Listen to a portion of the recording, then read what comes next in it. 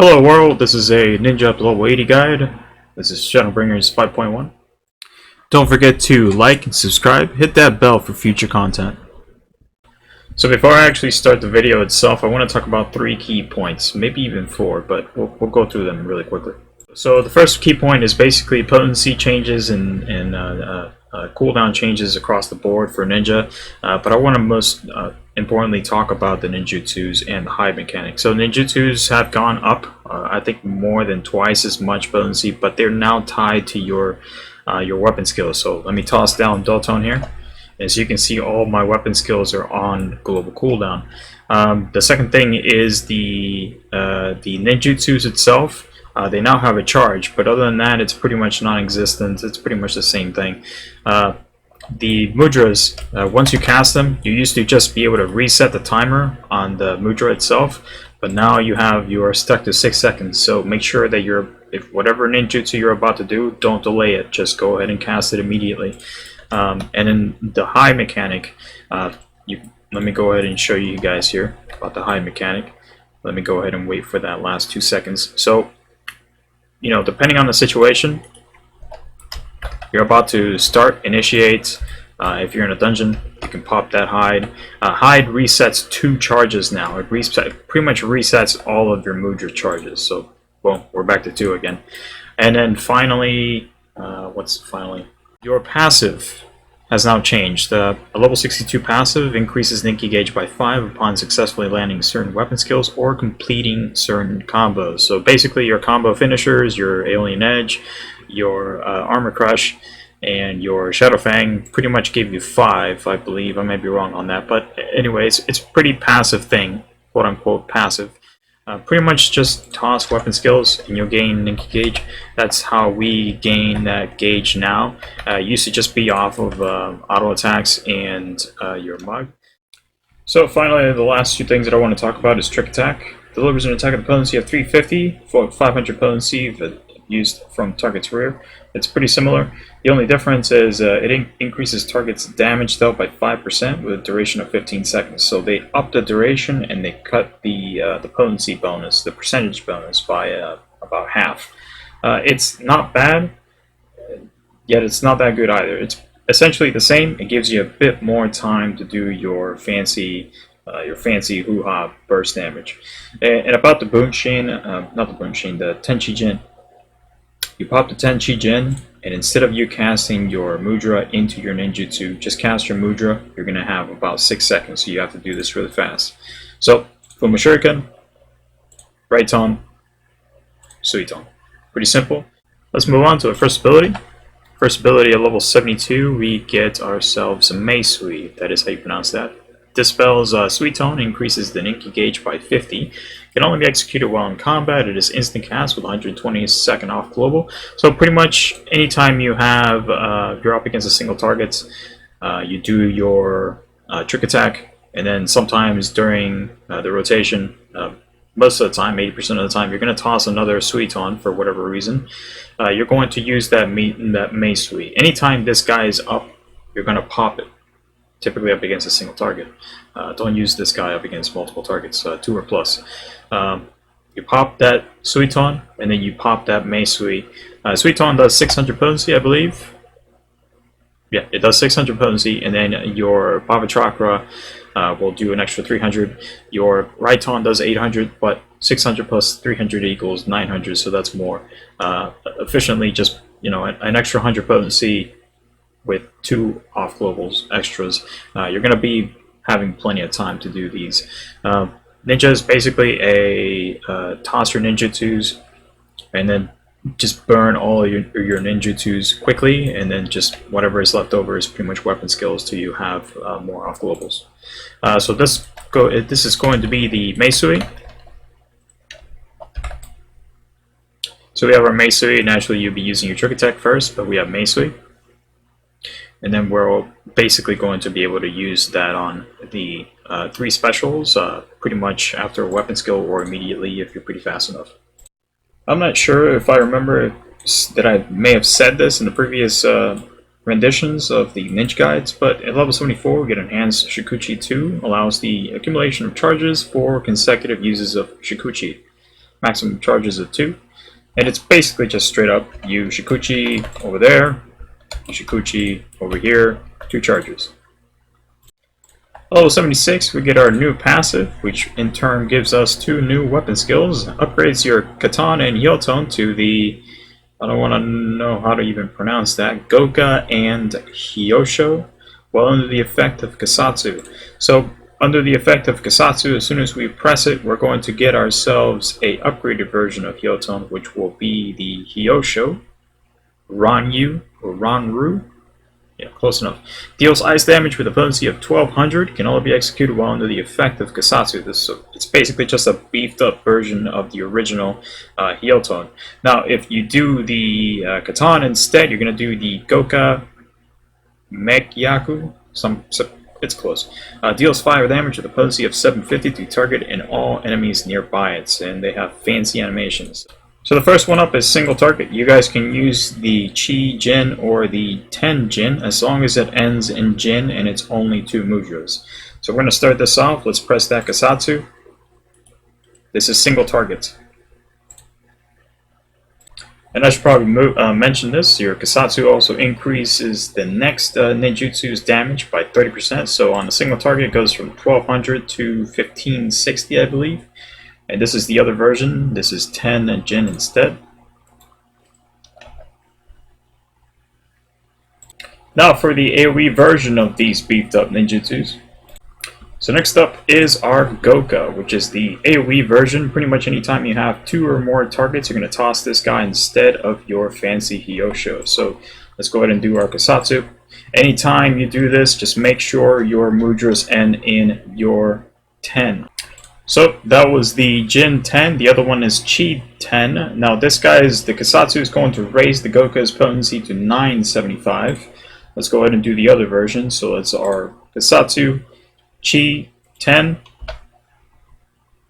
Let's move on. At level 78, I may have already mentioned this, but you get Shukiho 2 passive. Increases your Ninki gauge by 10 by successfully landing your Shadow Fang. So the old Shadow Fang is back, not the actual Shadow Fang, quote unquote, but the ninja's basically weapon skill that inflicts a dot. A ninja used to have a dot back in, I think it was, what was it, Heaven's Ward? Or one? I don't remember. But this guy's going to give you a 10 Ninki gauge. There you go. Also, your Aeolian Edge will give you 10 Ninki gauge. Pretty much everything else gives you 5. So let's do our Aeolian Edge from a combo. It goes from 20 to 30. And then finally your Armor Crush, pretty much similar, gives you 10 as well. Goes from 40 to 50. Level 80 we get our Shadow Jutsu, Bunshin, also known. Sorry, I had to. Grants 5 stacks of Bunshin, each stack allowing your Shadow to attack enemies each time you execute a weapon skill, and only weapon skills. Shadow attack potency varies based on the attack executed, but is not affected by combo bonuses. And with that, let's get started. So, Bunshin triggers. You have no Shadow, but once you cast those weapon skills, your Shadow does the same. So that's 100 potency for ranged auto attack. This is 200 potency for melee, and then we have 100 potency for your AoE. So before we continue, I like to keep things simple. Make sure you put your Mudra, your Ninki charges at 1 or less before you start burning through your off globals and your weapon skills. Otherwise, this guy is basically just sitting there waiting for you. And remember, they are not part of your weapon skills global cooldown. Alright, so this is going to be the AoE rotation, opener, etc. We're going to basically toss all of our off global cooldowns. This is pretty much a situation where you would have pretty much everything available to you. After this, we're going to do the single targets. I'm going to take it slow so you guys don't get lost. Of course, I'm going to screw over some of my rotation cooldowns. Just take it with a grain of salt, and let's do this. Alright, so this is the AoE. Let's get this started. Let's do our Uton into that immediate hide. Let's do the Katan into the Mug. We're going to do our Death Blossom into the Dream Within a Dream into the Hake, and then Assassinate immediate Kassatsu into our Goka. Then we're going to do our TenChiJin Fuma Katan into Doton. We're going to do that Katan again. Let's do the Bunshin into the Death Blossom, Hake, Katan, Death Blossom, Hake, Death Blossom into our Hellfrog, Hake, Death Blossom, Hake, Death Blossom into our Doton. If you can get your Doton a bit faster, that means you're doing a fantastic job. Otherwise, just continue on with the rotation. Prioritize your ninjutsus over weapon skills. Prioritize your Ninki gauge off globals, and then prioritize your Kassatsu when it comes back up. And you should do just fine. Now for the single target, there's going to be a couple of things that may trigger a few things in you. I'm mostly just squeezing in as many off globals as I can, typically a max of 2 because we have our trick attack up, and I want to get all of our off globals, all of our bursts going before that 15-second marker expires. Alright, let's start this off with Huton. Let's do our hide, let's get that true north. We're going to Suiton into that trick attack, do that Shadow Fang, into Mug, Dream Within a Dream. Let's do that TenChiJin, Fuma, Raiton, Suiton. Let's get that Meisui. Let's get that Raiton going into the Assassinate. We're going to do the Kassatsu into our fancy Frozen Jutsu. We're going to do that Bunshin. We're going to do our basically, what's this called? The Spinning Edge into our Baba Chakra. We're going to do our Gust Slash into that Raiton. And we're going to do our True North into the Armor Crush. And then we're going to go back, do the same rotation into the Aeolian Edge, toss the Baba Chakra before the Aeolian Edge, and then from here just continue rotation, and remember to toss one off global after weapon skill or ninjutsu. Alright, so this is going to be the Ninja at the level 80 guide. See what dungeon this is. I've done this place too many times already. Please go right. So let's go to do the Amaurot. By that, the first time I tried to record this dungeon, not this dungeon, but the previous one, any dungeon, the sound didn't go off. And then I tried again, and then the actual image was black. So I'm like, third time's a try? Huh? Well, let's see if this goes alright. If I go too quiet, that means I'm trying to concentrate. Just mind that in the future. With that, let's move on to the combats. So this is going to be the AoE, and then we'll move on to the boss encounter single targets.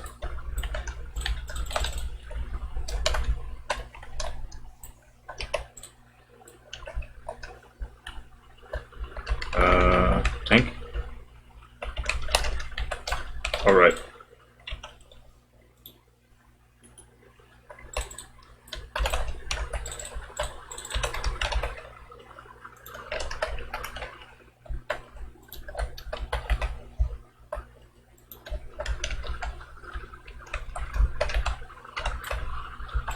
Stun that guy, lower that guy.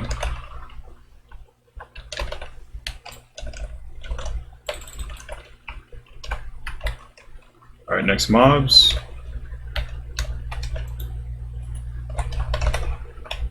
Do that hide trick. I think that only works if you stand still, so no fancy, what is it, Shukuchi nonsense. Oh, didn't mean to do that. Just Katan, please. Let's focus the bomb.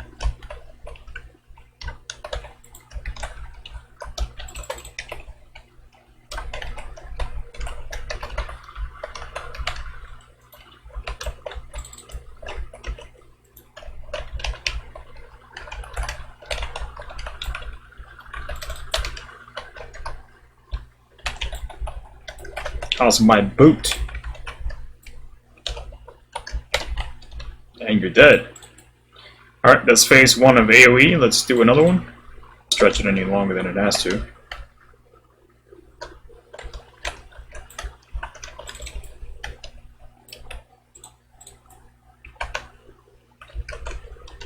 Make sure that I'm in front of them.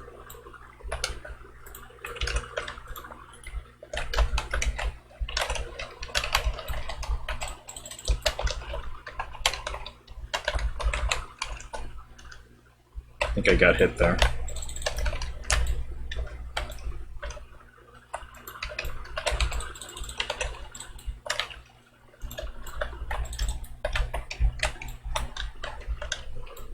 Let's reset my Delton.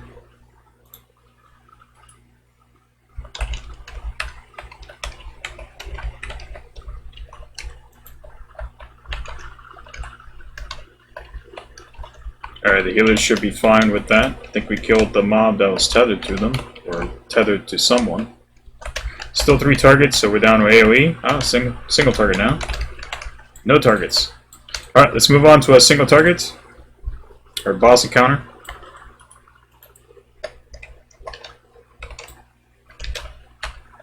Good old commentary.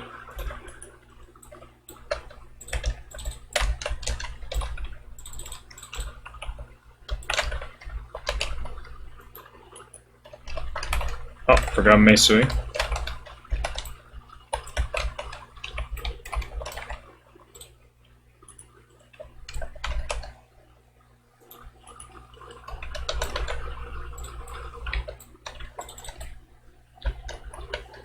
Meteors, try to put them not too far, but not too close.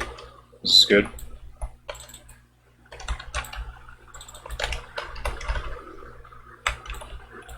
Follow the boss.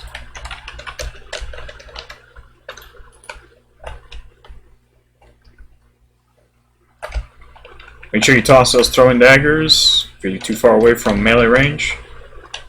That's 100 potency, 120 potency every time.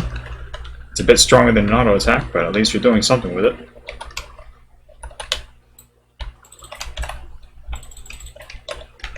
Oh, I think I capped out on my Ninki gauge there. Oh well, as long as I'm doing something. It's in my backstab.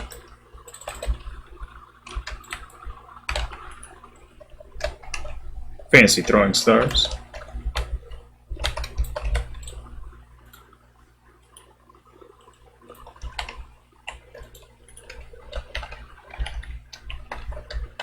We're not set for our limit break yet. Just do my true north.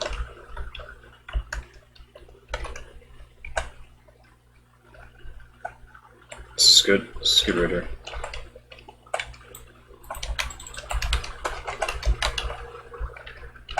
Get some lifesteal from that. No stacky, no stacky.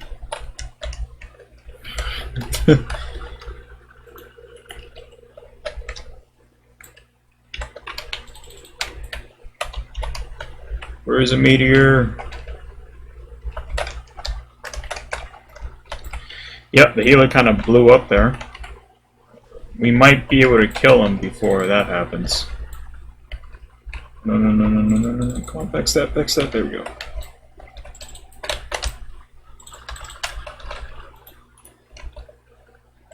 Meisui.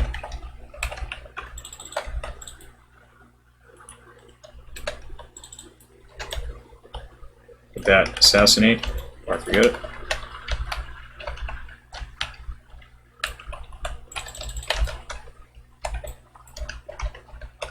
Oh, I gotta reset. I gotta renew Huton. Renew that Huton, guys. It's going to speed you up severely. The boss is almost dead. Yep. Too bad for the healer, though. Shit happens. Anyway, with that, that's pretty good. Kind of rough times, I suppose. But at least the tank didn't die, so it's all right. Healer dying is pretty rough, but I mean, we pulled out all right. With that, we're going to move on. I think I'll do Black Mage next, so Black Mage 60 through 80. I might toss in a Bard level 80, because it's been a while. And then we'll move on from there. Alright, have a good one.